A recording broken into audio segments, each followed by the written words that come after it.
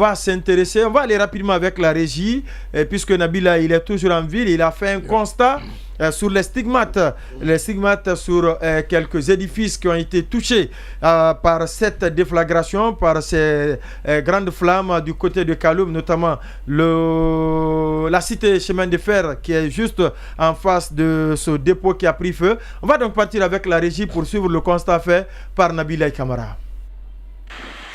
L'explosion du dépôt de carburant de Koronti a été d'une grande violence, en témoigne l'impact sur les bâtiments environnants. La déflagration a soufflé portes et fenêtres de tous les immeubles de la cité chemin de fer. Par endroits, les dégâts sont énormes. C'est le cas des bâtiments qui abritent le GP, l'ANSS, EDG ou les banques, FBN et la Société Générale. Du casino chinois par exemple, il ne reste plus que le bâtiment et son toit, selon l'un de ses travailleurs. Impossible pour l'instant d'établir un bilan exhaustif. Il y a d'autres qui sont blessés. Même notre patron est blessé sur sa main. Il y a certaines personnes qui sont décédées, mais de l'autre côté, dans le casino, tout est gâté. Tout est gâté, les lits sont gâtés, les postes téléviseurs, ainsi de suite, les frigos, les mangers qui sont dedans, tout. À part ces bâtiments immédiats du dépôt, l'explosion a été ressentie presque partout à Kaloum, selon plusieurs témoins rencontrés à différents endroits. Dans ce restaurant situé à près de 200 mètres, tout s'est presque écroulé, nous explique la gérante principale. On n'a plus de vitres, de portes, on n'a plus de fenêtres, on n'a plus de toit, on n'a plus de cuisine, on n'a plus de toilettes, on n'a rien qui est resté, que les tables en bois. On a entendu une explosion, le gardien a appelé, ça a explosé un coup, puis on ne voyait rien. Ils ne se voyaient pas entre eux là. Tout le monde a fui, ils ont été de l'autre côté. Mais il n'y a pas que dans ce restaurant où des dégâts ont été enregistrés.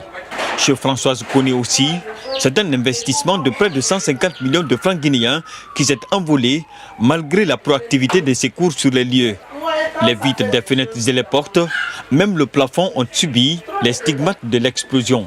Ce matin, je suis venue, j'ai trouvé vraiment qu'il y a eu des dégâts. On a eu des dégâts, hein, parce qu'avec le tour d'ici, j'ai pris quand même près de 150 millions pour le faire. Des stigmates, presque tous les immeubles de Kaloum les portent aujourd'hui. Il suffit de faire un tour aux alentours du marché Niger par exemple pour évaluer l'intensité des dégâts. Du siège de la Fédération guinéenne de football, en passant par la maison LG jusqu'à la banque Afriland, le constat est désolant. L'actualité sociopolitique décryptée à chaud avec nos spécialistes maison. Constat fait par Nabila Kamara, édition spéciale par rapport, bien entendu, à l'incendie du dépôt principal au vieux dépôt de Koronti. Oui, Lamine Moïma Sissé, c'est déjà les toutes premières conséquences visibles, perceptibles, tangibles sur le terrain. Oui, c'est les premières conséquences. À ces conséquences-là, il y en a d'autres. Ouais, il y a la chaîne d'approvisionnement du carburant. Ouais. Vous savez que tout est lié au carburant. Bien entendu, dans un pays. On nous dit qu'il y a le gasoil, il y en a encore, ça peut tenir pendant quelques temps. Ouais. Mais vous savez que l'essence, les 80% du parc automobile de notre pays consomment de l'essence. Ouais. Et justement, quand ça manque, et forcément, ça peut avoir un impact sur les prix. Et c'est l'inflation qui est à redouter. Et l'autre chose, on a vu les impacts, les stigmates là. Il faut pour l'État, justement, de passer des contrats pour rénover ou pour reconstruire ces bâtiments. Ouais, bien entendu. Alors, ces contrats passés avec l'État, c'est les entreprises qui vont avoir ces contrats-là, ces marchés, et qui auront besoin d'importer, et ça va avoir une pression un peu sur le taux d'échange, parce que c'est avec les devises qu'il faut bien évidemment acheter à l'extérieur. Et donc, ça peut déréguler ce qui est aujourd'hui. Ça peut entraîner la baisse, la baisse du franc guinéen face bien sûr. aux monnaies étrangères. Oui. L'abaissement, l'abaissement, c'est le mot. Justement, je dis, absolument. Ça peut déréguler ce qui est aujourd'hui. Peut-être un effort à saluer de la part du gouvernement, notamment du pôle économique, le ministre des Finances, pour être tout à fait précis. Maintenant, et puis il y a aussi... Très brillant, Moussa.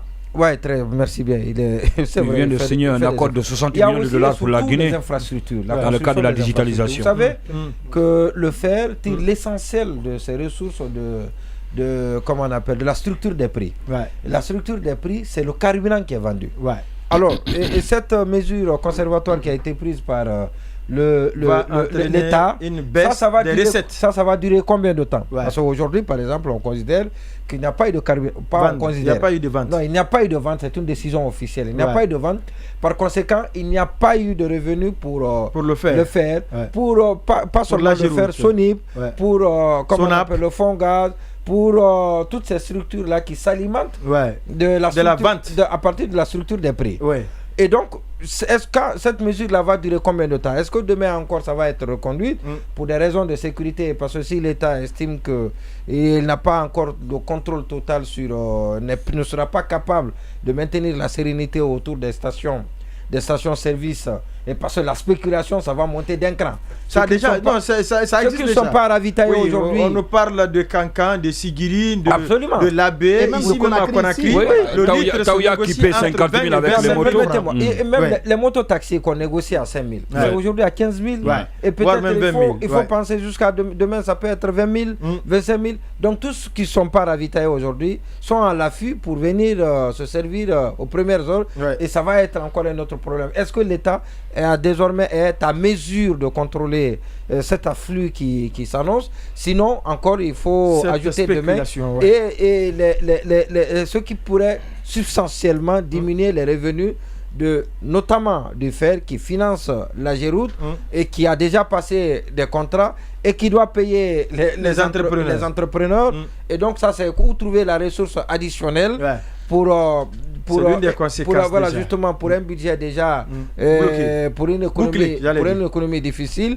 Donc ce sont entre autres des interrogations, et sans compter l'augmentation des prix sur le marché. Et ça a commencé déjà par endroit. Et parce que les gens, vous savez, on est champion malheureusement dans notre pays dans ça, et c'est justement la raison pour laquelle il fallait prendre la bonne décision par les autorités de libérer les zones, de procéder à la sensibilisation, de demander aux gens et de rassurer. Vous venez d'évoquer, parce que la spéculation, c'est la désinformation. Le code. Voilà. Ça devient compliqué. La spéculation, c'est la désinformation. Quand les gens ne sont pas bien informés, ils se livrent à la spéculation. Et quand vous livrez à la spéculation dans tous les pays du monde, et c'est ce que une certaine catégorie de la population se nourrit, s'enrichit de ça, Donc il